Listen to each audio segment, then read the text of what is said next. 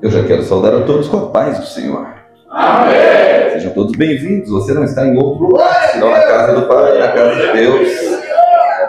Você tem a liberdade para adorar a Deus aqui, viu? Às vezes as pessoas me ligam com muita inocência, com o coração muito puro, e falam: apóstolo, hoje eu não estou aguentando. O Senhor me abençoou para ficar em casa esse dia? Eu falo: não.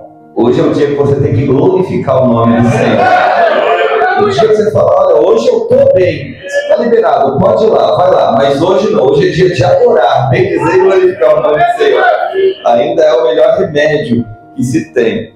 Eu quero fazer menção da palavra, você não precisa abrir a sua Bíblia, abra apenas o seu coração, é o suficiente para que o Espírito Santo possa operar o que é necessário. Quero fazer menção de uma palavra muito conhecida, tema de muitas campanhas que fazem. Eu quero ler aqui a carta que Paulo envia aos Efésios, no capítulo de número 6, verso 10 e 11 apenas, que diz assim a palavra de Deus: no demais, irmãos meus, fortalecei-vos no Senhor e na força do seu poder. Revesti-vos de toda a armadura de Deus, para que possais estar firmes contra as astutas ciladas do diabo. E você dê glória a Deus. Pois bem, é interessante, é notório nós vermos que Paulo, em todas as suas epístolas, ele tem uma prédica, uma característica que ficou marcante. Nós vemos Paulo ele sempre falando de armamento, guerras, batalhas. Paulo ele fala acerca daquilo que certamente ele vê. Ele via muitos soldados atravessando de um lado para o outro, e ele começa a usar estas palavras para explicar aquilo que estava passando em seu coração. Embora as guerras, batalhas ou armamento não fosse novidade naquele momento, é bem verdade que no Antigo Testamento nós vamos encontrar guerras também, porém de forma tribal. Quem nunca viu falar que Deus ele entrega um cajado na mão de Moisés e com esse cajado ele vai abrir o mar, não é verdade?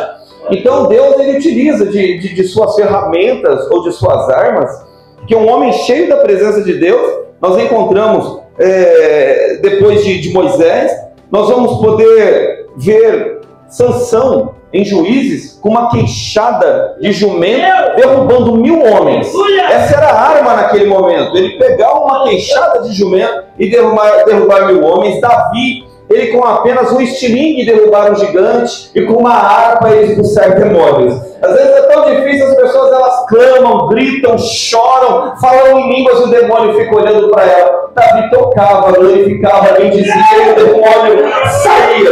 Nós vamos ver Elias com uma capa, ele tocando nas águas, as águas se abrindo, Eliseu ele pegando um galho, jogando dentro da água e um machado flutuando. Então o homem cheio da presença de Deus, ele é armado pelo Espírito Santo do Senhor. Então, é interessante isso, que Paulo ele pega tudo que ele vê ao seu redor e vai utilizar como palavras de ensino. É bonito nós compreendermos, por exemplo, Mateus capítulo 16, verso 18, nós vamos ver o próprio Jesus ele falando que as portas do inferno elas não prevalecerão, mas nós temos que ter a consciência de que ele deixa claro, ela não vai prevalecer, mas vai ter luta.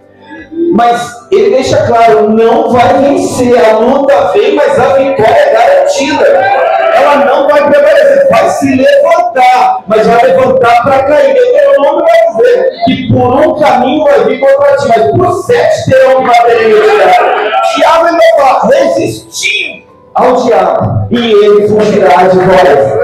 Então Paulo ele tem uma prédica, uma visão maravilhosa. Nós entendemos que quando ele está ensinando, nós vamos ver ele ensinando aos Tessalonicenses, ele vai falar da couraça da fé, ele vai falar do capacete da esperança. A Timóteo, ele vai convidar Timóteo a sofrer com ele, ele vai falar, olha, vem sofrer comigo as aflições de um bom soldado. Ele finaliza suas últimas palavras dizendo, eu combati o bom combate, eu terminei a carreira e guardei a fé.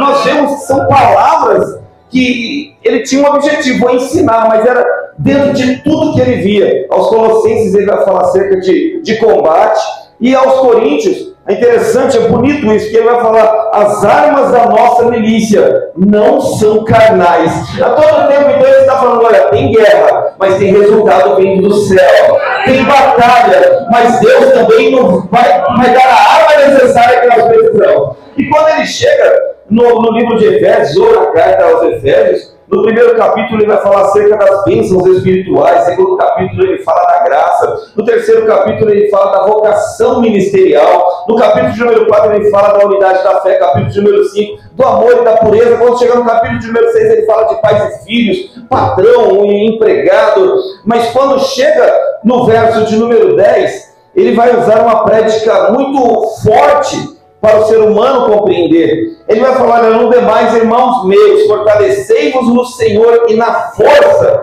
do seu poder. E essa palavra empregada aqui, força, é a mesma que é utilizada em Atos dos Apóstolos, no capítulo número 1, verso 8.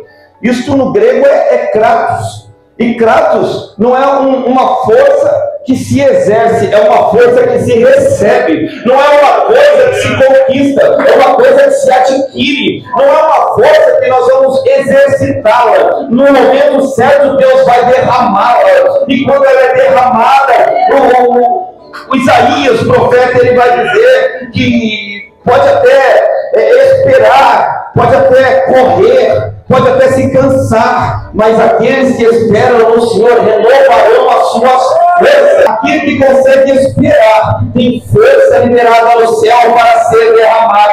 Aquele que não vai tentar com a força do próprio braço vai receber do Senhor. Atos dos Apóstolos, capítulo número 1, verso 8, vai deixar claro: olha, vão receber poder do Espírito Santo que há de vir sobre vós. Então é um poder que ele está liberado. Ele está liberado, não é alguma coisa que eu vou falar, sabe, eu vou ficar 16 horas orando, depois eu fico mais 16, depois eu fico mais 16. Não é nada disso. Para que Deus, ele olha do céu, ele vê a guerra travada, ele derrama o poder para que você venha ser testemunha em Jerusalém, na Judéia, em Samaria e até nos confins da terra. E eu quero crer que nessa noite, independente de qualquer coisa, Deus está derramando poder no nosso meio. Está. Então Paulo ele vai instruir: no demais, irmãos meus, fortalecei-vos no Senhor e na força do seu poder, revesti-vos de toda a armadura de Deus, para que possais estar firmes contra as astutas ciladas do diabo.